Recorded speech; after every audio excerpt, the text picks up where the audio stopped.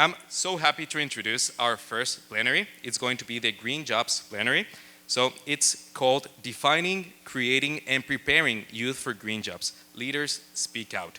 This is going to be organized by the United States Agency for International Development, or USAID. So I want to introduce the people that are coming with us today in this panel. So I would ask them to join me. Daniel Kayemba, Jane Lowicki Zucca, Kwauk, Kathleen Vickland, and Manuela Rattlesburg. So please give them a big round of applause.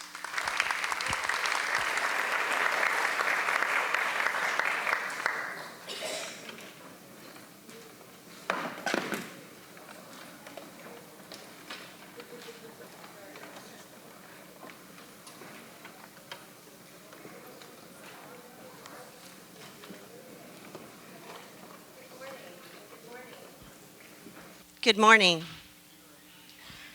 Pardon? Let's try that again. Good morning. What a pleasure to be in person together. Can we give a big round of thanks to our hosts making sense?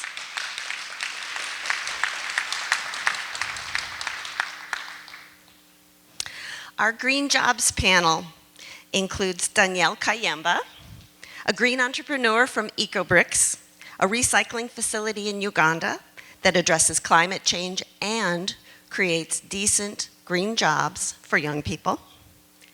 Next is Manuela Rattlesbach from Generation Unlimited and UNICEF.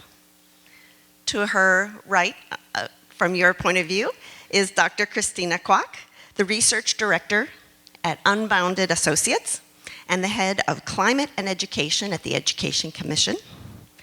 And finally, last but not least at all, Jane Lowicki Zucca, who's the Senior Youth Advisor at the USAID Bureau for Food Security. Thank you so much for being here. We're so excited to hear your remarks. More information on our panelists' bios is available at the QR code. I am Katie Vickland. I'm the Director of Youth, Education, and Workforce Development at Palladium. And a huge thank you to Ann Hershkowitz from USAID, the Youth and Workforce Development Advisor, who organized this panel.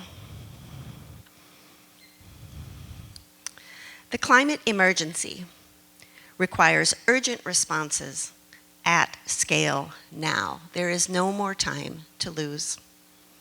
Solving climate change cannot be done alone. It's going to involve governments, business, civil society organizations, and youth leaders in all three. We need to work together to lead our transition to low-carbon economies, incubate sustainable businesses, and attract public and private finance to scale solutions. We can't proceed with business as usual. As we tackle these challenges, we are privileged to hear today from an experienced youth entrepreneur who participated in a donor-funded program, the Challenge Fund for Youth Employment, a leader from a global public-private partnership, a distinguished researcher, and a leading donor. I'm going to put each of these individuals on the spot. From their unique perspective, I want to hear from them the top things that we must do to address the urgency of climate change and support a just transition through green jobs. They're each going to make bold, visionary asks. Then we will close by turning to each of you in the audience to think through how do you define your green job leadership role. We're going to be addressing these questions in the next 55 minutes, as well as over the next 2 days. We're going to begin with 2 polls for you.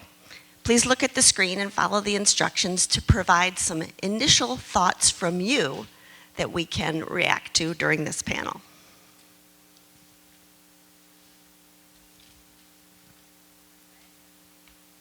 So if you go to the QR code,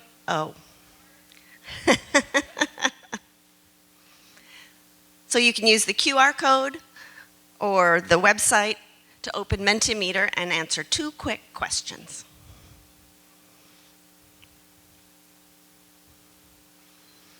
What's one word that comes to mind when you hear green jobs? Climate, sustainable, future. environment, transformative, opportunity. This is exciting because these are positive words in the face of an urgent crisis. Recycling, opportunity, technology, greenwashing also.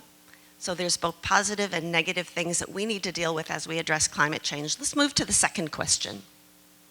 In your view, which of these is not a green job? A baker using locally grown organic ingredients, a solar panel installer, a construction worker building more energy efficient homes, or a long haul transporter using a diesel truck. A lot of agreement on which is not a green job. And in order to dig deeper into the definition of green jobs, I encourage you to come to the 2 o'clock Green Jobs Action Session, where they're really going to dig into defining green jobs. So with that input from you all, that there is a lot of excitement around opportunities to address climate change through sustainability, through technology, I'm going to turn now to our panelists, and we'll start with you, Dan. Dan, I would like to invite you to share your bold, visionary asks. Thank you so much, and good morning to you all. I'm Daniel from Uganda. I work with Ecobrixs as a plastic recycling plant. We are located in the southern of the country, and I'm representing also the Global South. The Global South is a place which has more than close to 24 million young people who are struggling every day to find ends meet. But also, they are really facing a lot of challenges from climate change, equality, conflicts, identity-based conflicts and violence, all of them affecting the young people in the Global South. Actually, when I was coming, the day before I came, where the road we use, the main road we use, fell in, because the river which crosses was really having out of water and pushed the bridge off. So there are higher chances that we would have made it because of climate change. So when you are there down, we really see the adverse effects. It's really an important question to know the bold asks on such a place and such an environment. My first ask would be to young people is lead locally. How? Identify the problems which you're facing in your localities, identify leaders, and also source out for partners. Perhaps not on a global scale, but from where you are. Starting a green business in the Global South is not an easy process, but at some point it's rewarding. We work in recycling, and our major problem was plastic pollution, because in our country, we have more than 600 tons of waste plastics thrown every single day, 600 tons. So we thought of an activity we can do out of the waste plastic, then we create an opportunity from that. So we thought of recycling, which we did very well, and we made out of different products out of the plastic. How did we do it? First of all, we worked with young people who are innovative. I'm also a young person because, so we worked with people who are like-minded like me, and we were changing the narrative from just crying about the problems to solution-oriented activities, which was creating jobs. So organizations like Palladium introduced that project of the Challenge Fund for Youth Employment, which supported our work, our activity in the field. So it expanded our work to more than 3,000 direct beneficiaries of young people in the field. So right now we have more than 3,000 people who are sure they will get employment and they will get something onto their table, which we are doing and it's successful. So in that way, I feel like if young people understand the problems they're having in their localities resulting from climate change, then they create innovative-based ideas out of those challenges. I think it's a win for the young people and for everyone. So that is number one. That's one of my bold asks. My second bold ask would be going out to multilaterals, to the business entities out there. Please fund sustainable business models, not just projects. Yeah, because sometimes we just fund a project which is one-off, but then which is not sustainable. Every time young people are coming up with different projects, there are higher chances they don't last for even close to a year. So if funders can seek out for those sustainable business projects, giving money so that they can still run, even if the funding goes out, you can still run. We are running that project and we are buying waste plastic from the people, employing them, giving them money, and we continue doing the same business model, and it's really running for the last 5 years, and we've collected close to 600 tons of plastic for the last 5 years, created a lot of products sold out. Even this is out of the plastic recycled from the communities, and we are leading innovations. So with that, finding opportunities, leading locally, and also funding sustainable business projects is a very key broad asks from my side. Thank you so much. Thank you, Daniel. Manuela, what are your bold visionary asks? Katie. Well, building very much on what Dan was saying, that we really need sustainability, my first bold ask would be that we really need to create public-private youth partnerships to bring all stakeholders together to really boost decent green jobs for young people. We know that the challenge is big, but so is the opportunity. Nearly all jobs must evolve. We know that 40% of jobs are at risk due to climate change because they're sustained by industries that are dependent on a healthy climate and healthy ecosystem. At the same time, as recently pointed out by the World Economic Forum Future of Work report, there's a huge potential of creating 30 million jobs due to the just transition by 2030. And also, similarly, the ILO has pointed out that there is the potential of creating 8 million jobs solely for young people due to really investments in green policy measures, such as construction, sustainable energy, sustainable agriculture, and similar. Now, to really tap into these opportunities, we really think that all stakeholders from all sectors need to come together. We need multilateral organizations, governments to come together, very important, with the private sector, and most importantly, young people. The Green Jobs for Youth Pact, a new initiative that was jointly leveraged and launched by the ILO, by UNEP and UNICEF's Generation Unlimited, does exactly that, bringing stakeholders together from all sectors. So it's really educators, private sectors, social partners, young people. The Green Jobs for Youth Pact was launched at COP27, and early adopters like LinkedIn have come on board to really support this idea. As part of the Green Jobs for Youth Pact, we work on 3 green E's, as we call them. So first, employment and entrepreneurship. Second, education and training for green skills. And third, empowerment. We really have this bold vision that every young person has the green skills and green jobs to contribute to a just transition for all. Now how do some of the concrete actions look like at this, as this might sound all a little bit, high level. We have private sector companies that skill and upskill their staff, that invest in resource efficiency and circular economy. Private sector come together with education systems. We also really foster green curricula, updating curriculums. Then also the creation of learning to earning pathways and green job pathways. Yeah, and also really important to support young people in youth-led actions, such as youth-led research, campaigns, volunteering, as really they are the drivers. And this really also segues into my second ask, which is we really need to empower young people from the most marginalized and most climate vulnerable places. We know that all the young people really have the potential to power this just transition. They have the ingenuity, the creativity, all the will and the potential to do so. But while talent is universal, opportunities are not. And this is particularly true for most disadvantaged young people. And we also want to acknowledge that, of course, disadvantaged, the most marginalized young people, most climate vulnerable people are not a homogeneous group at all. So really, it's very much locally driven and dependent on the local context. But yeah, to close, I really want to call upon all stakeholders to join us in the Green Jobs for Youth Pact, to join us in building these public-private green youth partnerships to boost decent jobs for young people.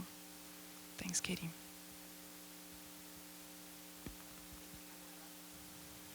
And now over to you, Christina, for the bold asks based on your research.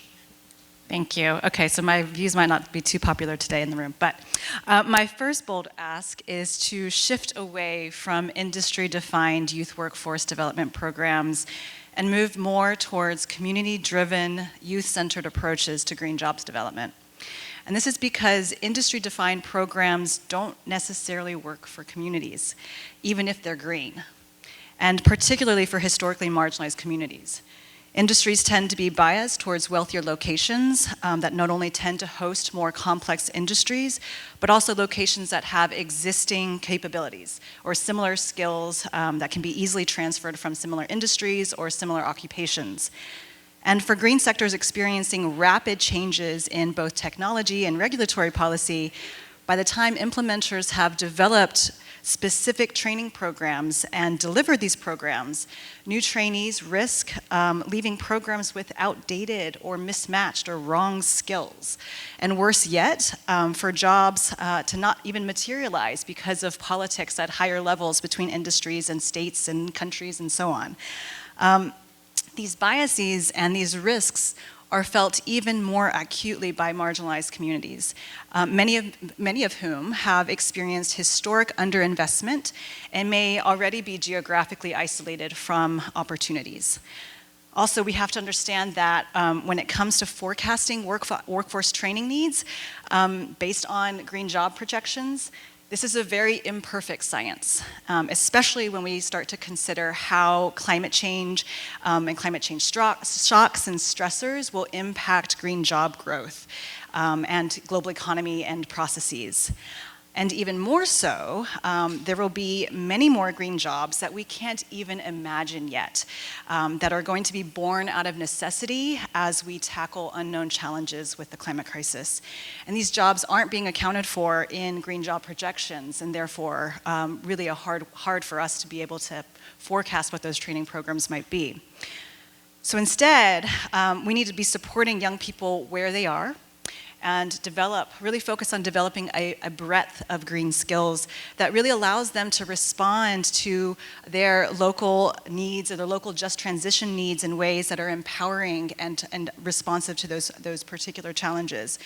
And this leads me to my second point, which is that youth don't need more training. They need environmental and climate justice. And if we are to take a climate justice and an environmental justice lens to our work with young people, we would see that it's not just green job training that they need, but they also need the redistribution of power, resources, and opportunities. They need their rights to be respected and protected, including the right to bodily autonomy and self-determination. So my bold ask here is that we need to start prioritizing issues of climate and environmental justice in our programming. This shifts our attention from developing workforce programs that we think young people need, because this is what industries need to grow, and therefore what could get young people jobs, green jobs in this case, to instead thinking about developing workforce programs that respond to young people's needs and the needs of their communities so that their communities can thrive in balance with their supporting ecosystems. We need to recognize that youth are already mobilizing to address these needs, as we see with Dan as a great example, as well as the needs of their communities, not out of choice, but out of necessity. And they're doing this with an acute awareness of the climate crisis, limits to growth, and their need to center climate justice. So we really need to start focusing on building our enabling environments that remove structural barriers and normative barriers, fund youth-led organizations, provide them with access to resources and capital, land, technology, markets, all beyond the startup phase, and let's advocate for policy changes and work towards those social norm changes that will address our systems. Thanks. Thank you, Dr. Kwauk. Jane, what are your visionary asks?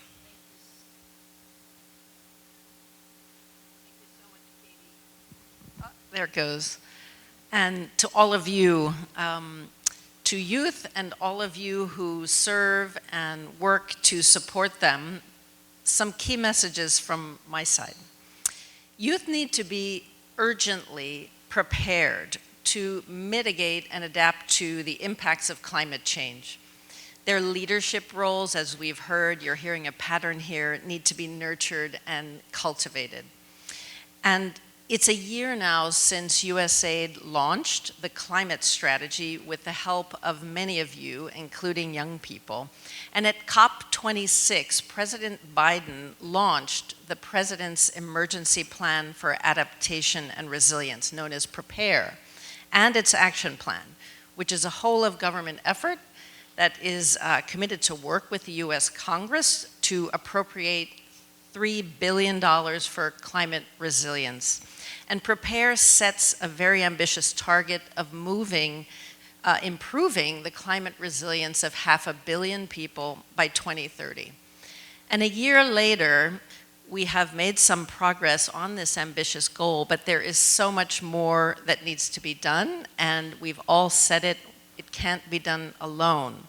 And at COP27, Administrator Samantha Power, the White House National Economic Council, the US Special Envoy for Climate, John Kerry, and the US Development Finance Corporation announced the PREPARE call to action to the private sector, which leads me to bold ask number 1, which is to reiterate here today a strong call on the private sector, particularly large companies operating in developing countries, to respond to that call to action with specific commitments to support steps that improve climate resilience for youth. And another bold ask that goes hand in hand with that is to prioritize the alleviation of poverty alongside climate action. That goes hand in hand. To better understand, together with youth, pathways to creating more and better jobs that lead to greener outcomes in agriculture and food and water systems, where millions of youth will rely on mixed livelihoods for decades to come. So as we've heard a bit already, this involves both attention to supply and demand sides. We can't keep training youth into work opportunities that don't exist, and we can't create opportunities that young people aren't prepared to grasp and take, or that are irrelevant. And those opportunities also need to be about decent work and dignified livelihoods, and they need also to consider climate and the environment. And so both of these bold asks, I want to point us to and plug to, involve a lot of what's described in principles for locally led adaptation. And these principles were developed by civil society after a year of deep global consultations and have been endorsed by more than 100 organizations, including USAID.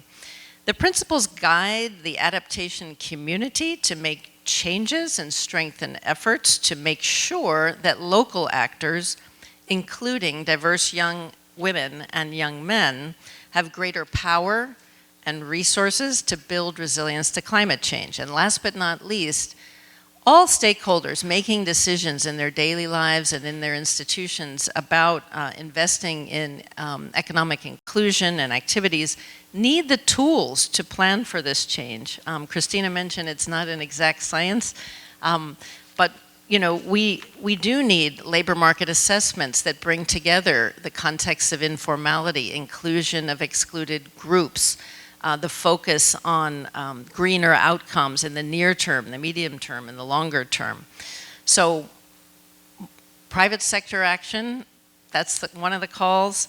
Poverty alleviation alongside climate action, locally led adaptation principles, and focusing on tools that will help us all make a difference in the right direction. Back to you, Katie and others. Thanks to each of you for these asks. So let's dig in and look into the how. Dan and Jane, your bold asks focus on how we must address both climate change and the creation of good jobs that can alleviate poverty at the same time. We've got to be creating a large quantity of quality green jobs. So how do we do that? Dan, let's begin with you. What were the tools and resources and support that the Challenge Fund for Youth Employment provided to you to create jobs and upskill youth for these good green jobs? Sorry. It's really, that's a really good question, and using the same kind of brilliant ideas my panelists have raised. I think it goes back to what we are doing. Very many times, very many occasions, funders have been funding a lot of conferences, yeah, and we go and talk on conferences, learn, as Dr. said, but then on the implementation bit, the bag remains empty. So you learn, you're empowered on how to do something, but if they ask you how much are you going to invest, no one has the resources. So using our model, Palladium through SAFE-YE, or the Challenge Fund, they really came to the ground and funded the real Kwauk activity. They gave us the money to increase on our workforce. Previously, we were working with around 500 people, but right now we work with more than 3,000 people in decent job space. So these 3,000 people know that they are assured of their employment, and it's really decent. We give them personal protective equipment, we give them training, and give them money to collect the waste from the environment. So it's a big one for us, because working with the Challenge Fund gave assurance to our people that at least they're going to earn something, they're going to go back home with some money onto their pockets, which is really important. It's not easy to find in most of the organizations. Sometimes we fund the conferences, we fund a lot of outreaches, but this time around they were funding action-led activities, which is really key on our side, and it is a positive.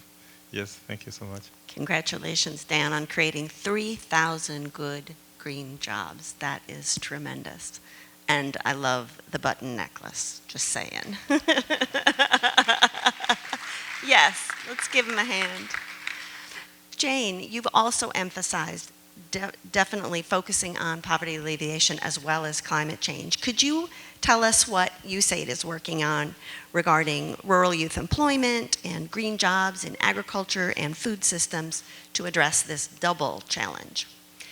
Thank you again, Katie. So I will hammer these points home a little bit more in terms of the context. And the objective here is to stay strongly focused on young people who are highly impoverished, living in rural areas of developing countries, often the most excluded from resources, leaving them especially vulnerable to the impacts of climate change. And so we know too, after the layered crises of COVID-19 and the current global food crisis, data are showing us from the ILO that young people's employment has not bounced back like others has. They've been disproportionately affected. We've seen reverses in education gains among girls. We've seen a reversal in the expansion of youth employment into market services and a retreat back into agriculture, which we know tends to be informal, lower quality, et cetera. We've seen a spike for the first time in 20 years in child labor, particularly in agriculture. And we have data now from FAO's new study on the status of women in agriculture and food systems, that there is a gender divide, including for young women, in poverty and also food insecurity that needs to be closed. And so USAID is working at all of these things on multiple levels with policy strides and also in programming. I mentioned some of those in my earlier remarks. Another one that I wanted to highlight today is something that was recently announced a couple of weeks ago, and it's called Generating Resilience and Opportunities for Women, otherwise known as GROW, and it is a USAID commitment to contribute to progress on closing the gender gap, including for young women that they face in ag and food systems, including related to climate change. And it'll focus on empowerment with subject to funds and congressional notification, an investment of over $300 million, $335 million through Feed the Future and our water sanitation and hygiene and adaptation activities. And as we've mentioned already, that this needs to involve a locally led approach. We have the Global Food Security Strategy, local capacity strengthening policy, the youth policy that clearly focuses on strengthening access, participation, and systems, and knowing that solutions are locally driven. Last point, because I know I'm running past here a little bit, is on the programming side, a strong focus in agriculture is climate smart agriculture, right? And this is a very nuanced conversation that is context-based. But the key message is that we need to be clear about what the impacts on labor are in the near and longer terms, relate these to our thinking about social protection. Does something lead to a more labor-intensive practice? Does this further burden women's and young women's labor? Is it labor saving in a way that creates profit or not? So how do we approach this just transition? So these are some of the things we're working on at the policy level and in programming, and we, in the conversation, we'll talk about some more interesting questions we have about, is even the green jobs concept useful? Are we really actually talking about practices that lead to greener outcomes? You can be a farmer, but not necessarily be doing things in a green way, for example. Over. Thank you so much. So Christina and Manuela, your bold asks focus on prioritizing local needs through multi-stakeholder engagement. The question, of course, is how do we do that? What must we do differently going forward? Christina, we're excited to announce that your report, Education and Training, an opportunity to achieve a just transition to a low-carbon, socially inclusive economy, is being released today. Congratulations. In this report, you address how green learning opportunity gaps among historically marginalized communities in the U.S. are an obstacle to a just transition. So what does your research indicate are important approaches for incorporating community-defined, youth-centered approaches to green workforce development? Thanks, Katie. So to start, our research aimed to understand the education and training needs required to achieve a just transition, particularly among historically marginalized communities in the U.S. context. This includes those communities that have been identified as disadvantaged by the U.S. Environmental Protection Agency, including environmental justice communities, low-income communities, rural communities, communities of color, and so on, that have faced historic underinvestment, exclusion, or discrimination. And so these are some of the same communities whose young people stand the most to lose if a green energy transition were to happen without their participation. So we discovered that many of these communities are located in what we're calling green learning opportunity deserts. These are areas that lack education and or lack education institutions within a reasonable commuting distance that offer a degree or certificate program focusing on green skills. And we're focusing on a breadth of green skills in this case. So because of these green learning opportunity deserts, even if national and subnational decision makers were to wake up tomorrow morning and say, oh, we got to invest billions of dollars into education and training, we would not be able to close the green skills gap quick enough because some of our most marginalized young people are located in geographic isolation from green learning opportunities. Or if we're talking about metropolitan areas, we're talking then about systemic barriers that are preventing them from accessing nearby post-secondary education training opportunities. So even though we're looking at this in the context of the United States, these challenges are similar, if not magnified, in low and middle income countries contexts around the world.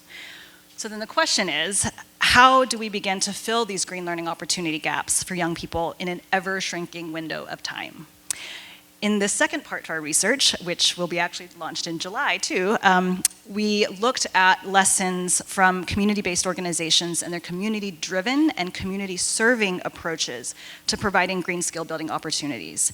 And what we learned is that they come to this work with three common anchoring assumptions.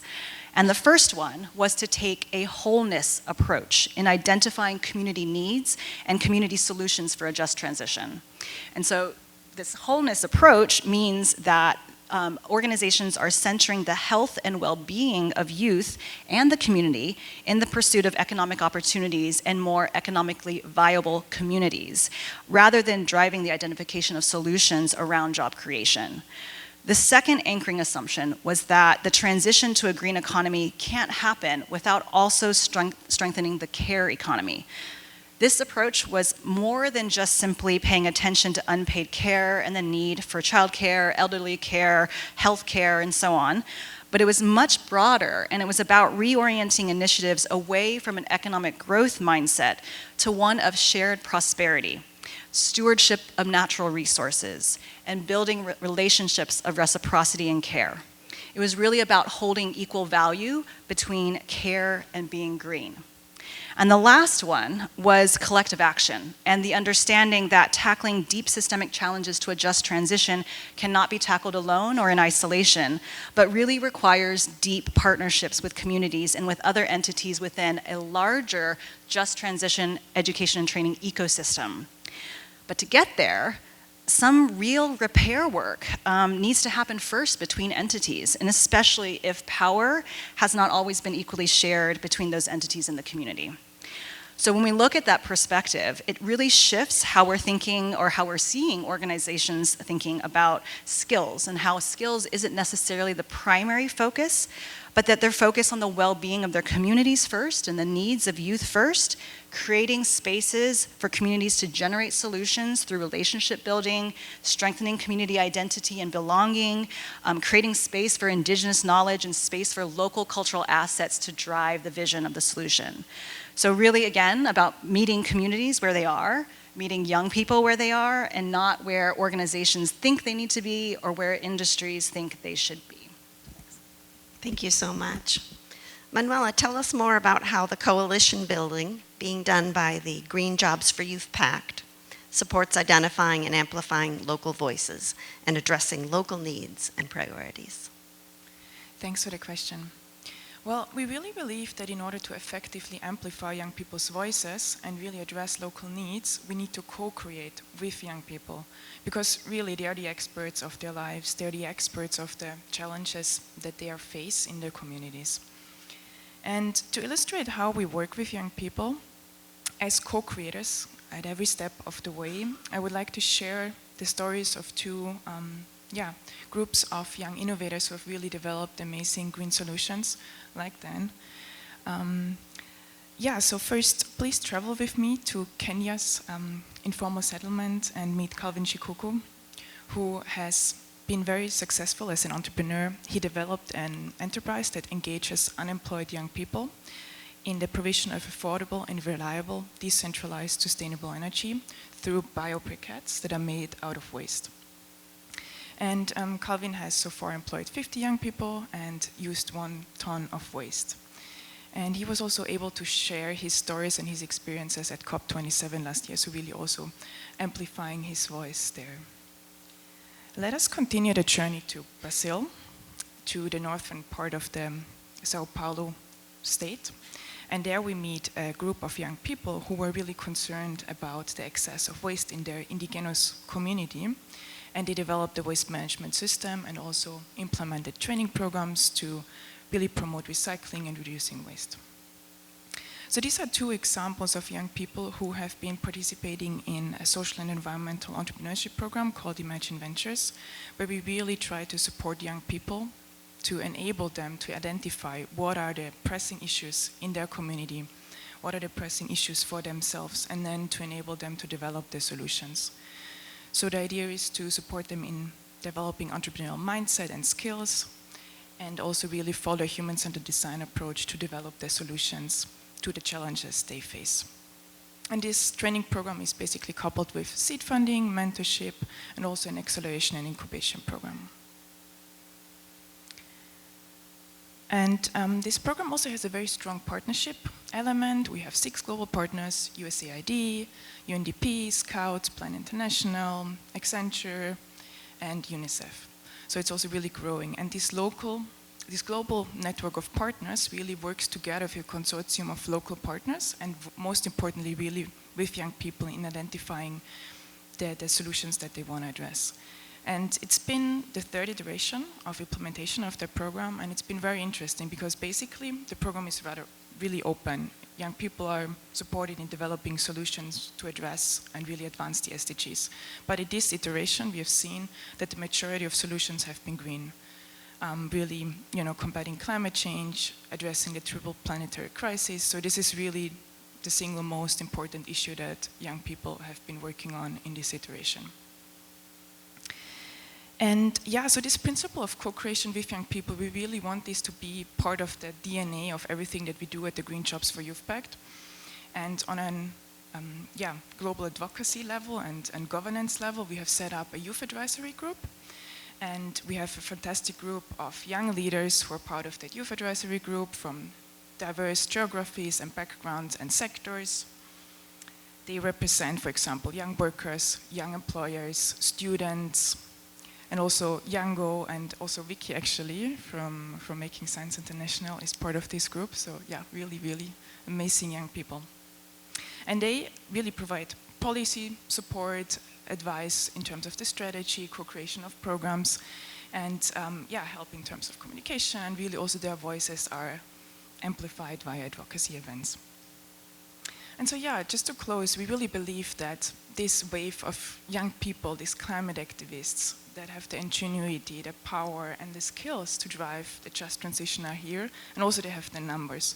So really again calling upon all of us to really support and work together with young people to boost decent jobs for young people. Thank you so much. Now we welcome your questions. We'll take about 3 questions and then our panelists will address them. We encourage particularly the youth in our audience to please raise your hand and ask your questions. When you do, please state your name and your organization, and then our panelists will address your questions.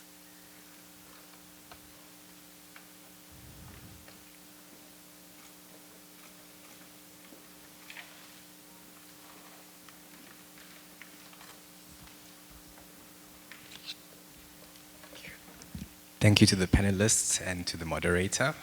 My name is Nhlanhla JJ from Harambee Youth Employment Accelerator. My question is for Manuela.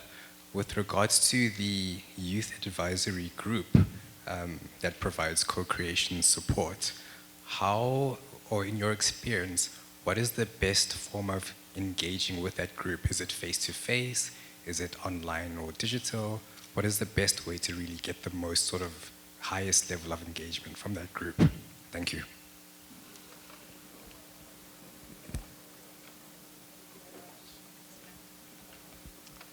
Do we have other questions? We'd love to get a couple more.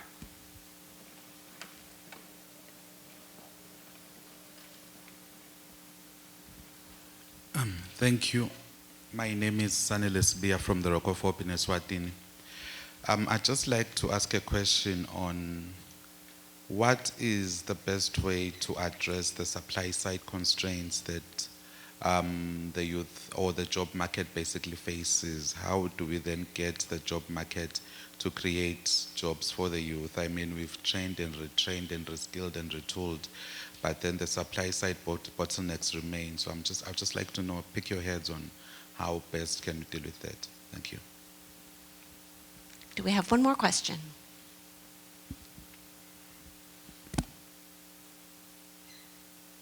We'll start with these. Manuela, the question was on what's the best youth engagement? Well, very good question. I mean, in terms of principally how we work with young people, basically we try to focus on 3 pillars: youth voice, youth leadership, and youth action. So really making sure that when we engage with young people, we amplify their voices at global forums. I mean, like this one here, right? International forums like COP and so on. Then youth leadership, making sure that young people really are part and parcel of our governance structure. So for example, the Youth Advisory Group, to make sure they really come together with the leaders of the Green Jobs for Youth Pact, provide strategy advice to really ensure that exchange and that they're really in these roles where they can influence governance. And then, youth action to really make sure we co-create programmatically with young people. So in this case, really making sure what we do programmatically really is co-created with young people. And so far, in terms of the youth advisory group, we have met virtually. It's also a resource question, but I mean, definitely we want to meet in person because that's super effective and definitely planned. The second question is, how do we create more decent green jobs? Jane? Should I try that? You didn't necessarily say green in there, but I know it's part of it too. Okay, so one big thing I'll refer you all to from the get-go is we have a really useful employment framework. It's the USAID employment framework. You can find it online, which is a really useful summary of some of the answers to your question. But those opportunities depend on the structure of the economy of any country and local and regional conditions there. So those are important starting places. And, you know, large firms are the biggest wage job creators, but they often don't exist in a lot of places. So the focus has to be on small and medium enterprises, right? USAID works on workforce development, we do entrepreneurship, and we do investments in systems change that create the conditions in the enabling environment for job creation to happen. And a big element of this is to recognize that young people's inclusion, women's inclusion, is at the heart of agricultural innovation and transformation. It is needed to drive the promise of ag-led growth, and that the outcomes of that need to include, who benefits, et cetera, right? So those have to be built into the kinds of incentives and points of leverage that we might invest in terms of shared value partnerships, for example, with the private sector or public-private partnerships. But a lot of what that job creation space is about is the fundamental structure, what that starting point is. We cannot ask youth, we're talking a lot about youth leadership here and driving solutions. We cannot ask youth to create all of their own jobs. They can't do it, it's not possible. There are many other levers that need to happen at the policy level with business, et cetera. But starting points are, what is the current situation? Over. Dan, what would you like to add to that? I think,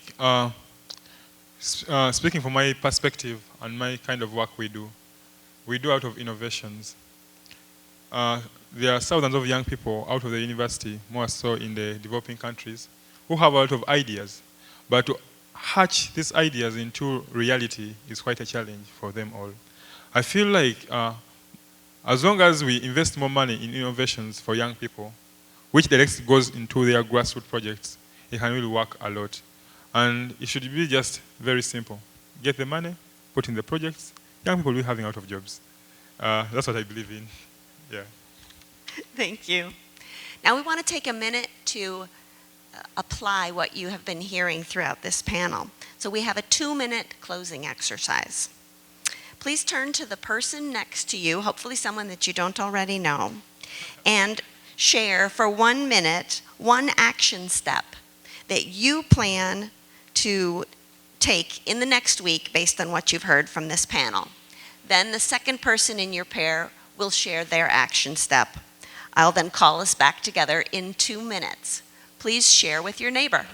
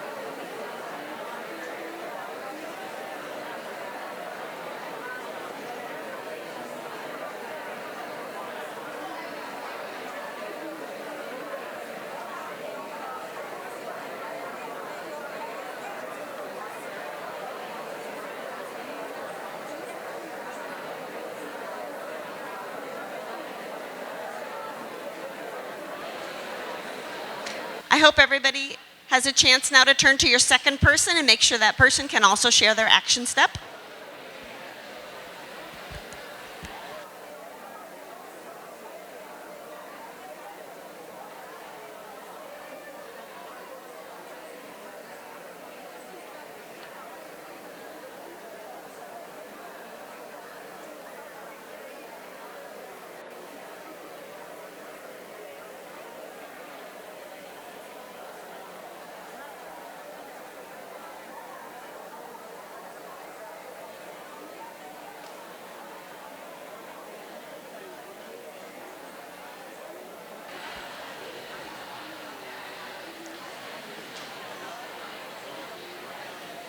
Thank you so much.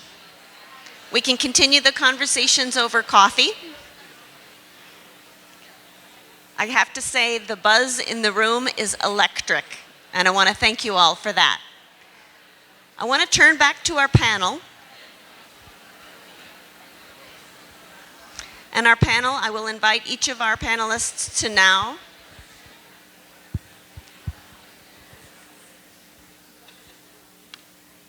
Thank you. I'm going to invite our panelists to each summarize in just one sentence one of their bold asks to bring us back around to some of the main ideas from this morning's panel. Dan, let's begin with you, and we'll go down the line. My one take-home point from here will be ensure partnership. I started from the university, where I was doing a lot of activism for plastic pollution. So one time we went to one of the plastic producers in the capital, and I interfaced with him. He told me one thing: Daniel, as long as the world needs refreshment, I won't stop producing waste plastic. So I was really, really down. But then I met one person who introduced me to this project of working together with them. That's why I'm here. So I feel like partnership is a very key aspect. Even working with Palladium is through partnership, SafeY is partnership. So, and I believe even being here, by the time I go back to Uganda, more than 17,000 miles, I'll be having partners more on my back. So it's a key aspect. Thank you. And your bold ask in one sentence. One sentence, yeah. Building on partnerships, let us build green public-private youth partnerships that really support young people in creating green jobs so that really they have the green skills they need to ensure and really contribute to this just transition. I have a compound sentence. Ask whether your programs are centering climate justice and environmental justice, and if not, what could it look like if it did? Those are all really great. I'll go again for one of the things we picked for this, which is thank you, private sector, for moving forward to respond to the Prepare call to action for the private sector to work hand in hand with young people on strengthening their climate resilience and producing greener outcomes and decent jobs and dignified livelihoods. Over. You heard it here. Let's go forth and do this. Thank you to the panel.